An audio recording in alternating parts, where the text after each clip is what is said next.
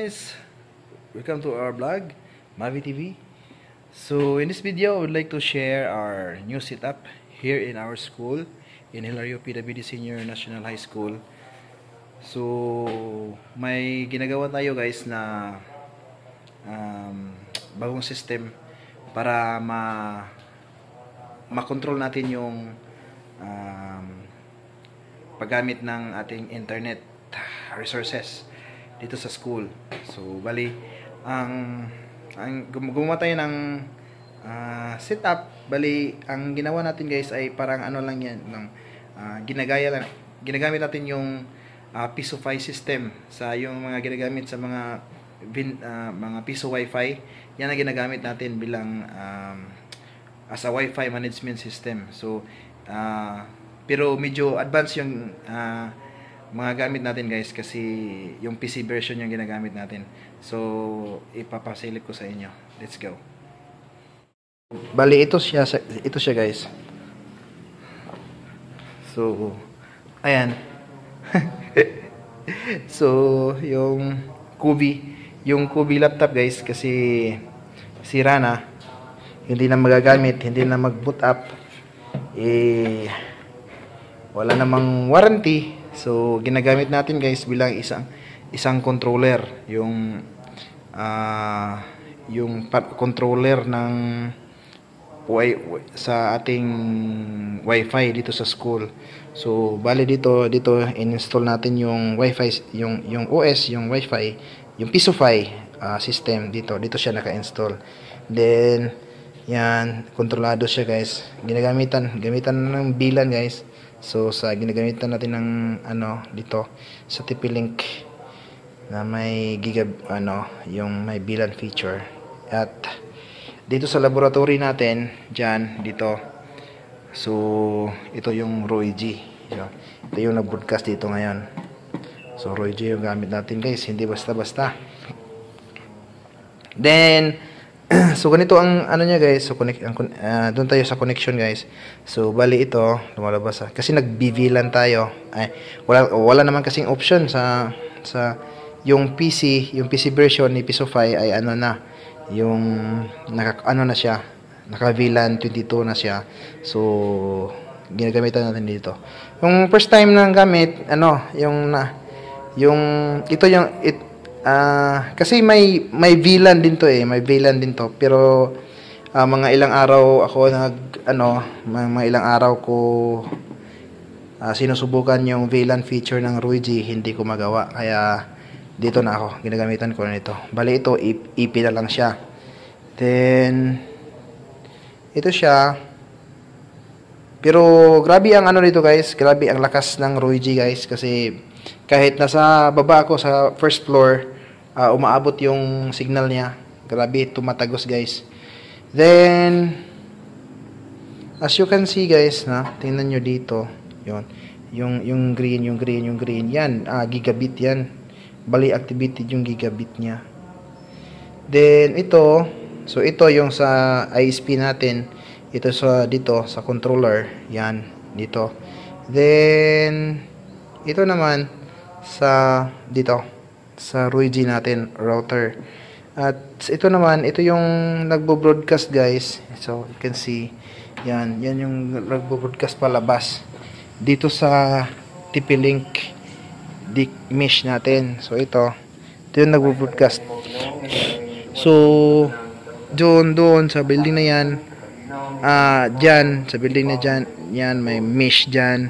May dalawang sa office may mesh.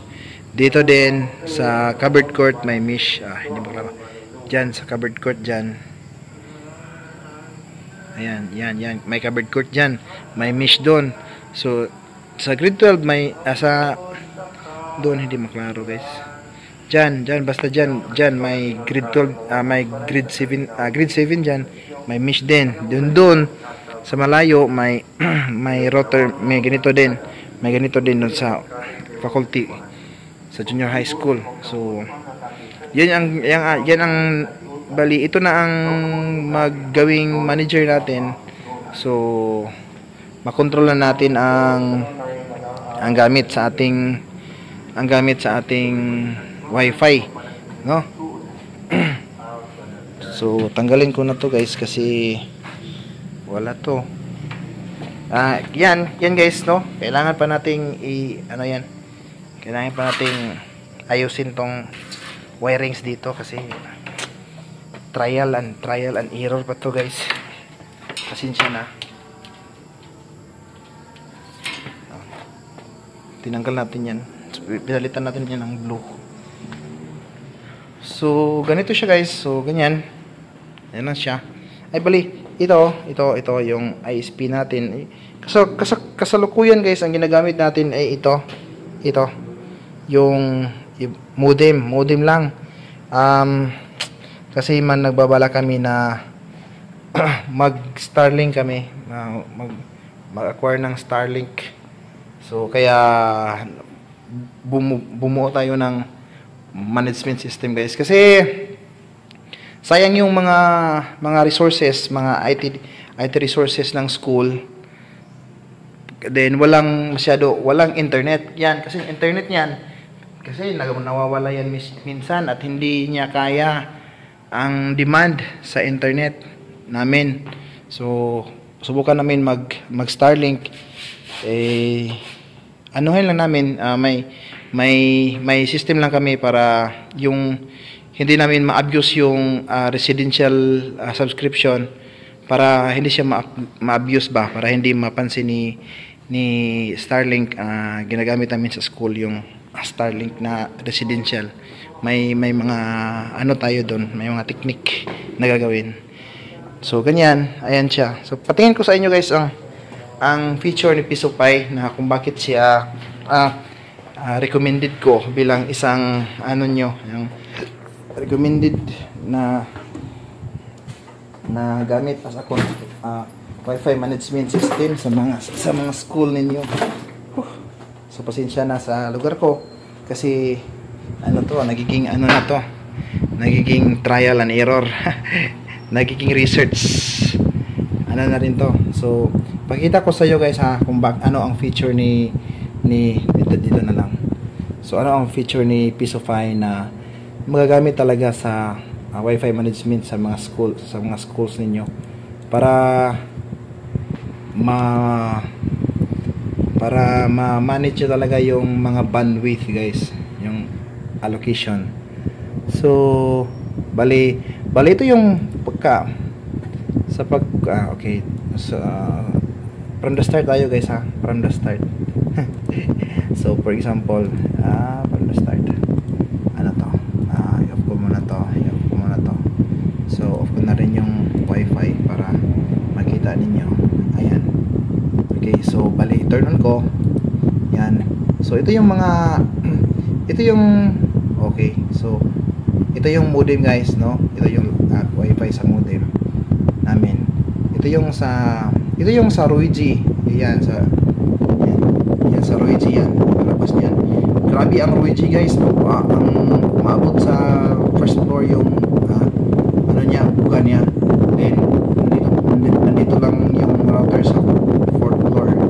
Then SPDS wireless, ito yung nasa labas, yung mesh, yung TP-Link, Deco mesh natin. So yun ang ginagamit namin ng broadcast ng Wi-Fi sa entire school. Kasi ang mesh madali lang kasi kung gusto mong palakihin yung network mo ay mo lang, pili ka lang ng maraming Wi-Fi, TP-Link Wi-Fi, TP-Link mesh router. So kahit saan ako dito mag-connect guys, with isang controller lang siya. So dito ako sa LG. So connect. So since na-connected na ako guys, may credential na to, may naka-auto-connect na ito. So siyempre gagawa siya ng voucher. Ayan. So mag-sign in siya. Ayan, naka-save na yung guys. So for example ito yung account. Kasi sub-accounts yung ibigay yung kita bilang global user, yung pinaka-administrator, gagawa tayo ng mga sub-admin. Yung mga teachers ay gawin natin sub-admin para may capability sila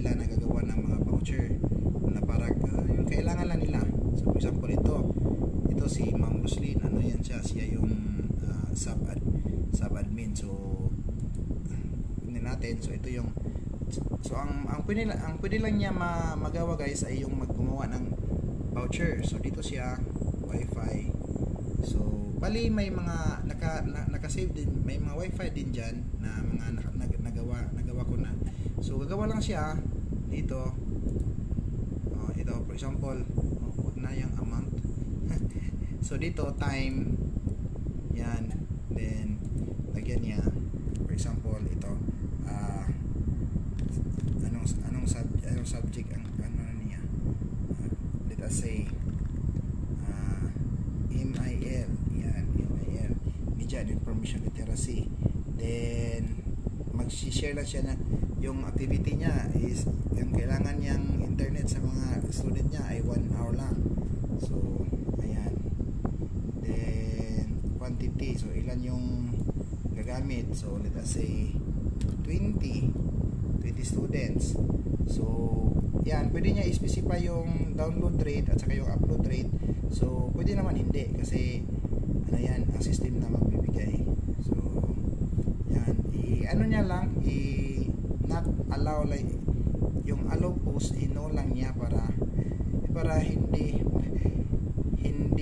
matik-matika ni student yung paggamit, no, para maubos talaga yung internet in 1 hour. Then allow Wi-Fi conversion, no rin yan. Then save. Okay, so ito niya naka-create. So created na yung tickets guys.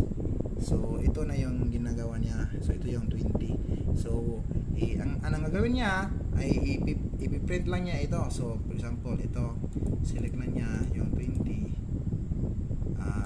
show entries in 25. So ayan, yung piliin niya lang yung yung 20 items, yung 20 tickets. Then pwede niya i-download guys, no, in the form of Excel. Pwede rin PDF. Ayan, are you sure? In PDF. So yan, na-download na siya guys. Yan. Then tingnan natin yung, so ito yung code na ibibigay niya guys sa mga estudyante niya. So ganyan, di ba? So bali kung mag-discuss si teacher na gumagamit ng quizzes at saka yung tahot, pwede niya na ito gagamitin, lalo na sa mga computer laboratory, pwede niyo gagamitin to guys, no?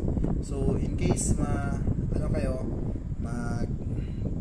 kayo kung paano ko ginawa, tanong lang kayo, no? Mag-comment lang kayo. Susubukan kong tulungan kayo guys. So ganyan lang guys, kasi alas 5 na, 5:30 na, walang overtime si DepEd, kaya uwi na tayo guys. So ganyan lang guys. So thank you very much for watching. So again, this is Mavi TV. So if you think na nakakatulong itong video na ito at may mga katanungan kayo, magtanong lang kayo guys, kasi ito naman ang buhay natin eh. Gusto nating tumulong, and may mga time rin na kailangan natin ng mga tulong. So it's not bad to ask help. Okay, so that's all for now guys. Thank you for watching.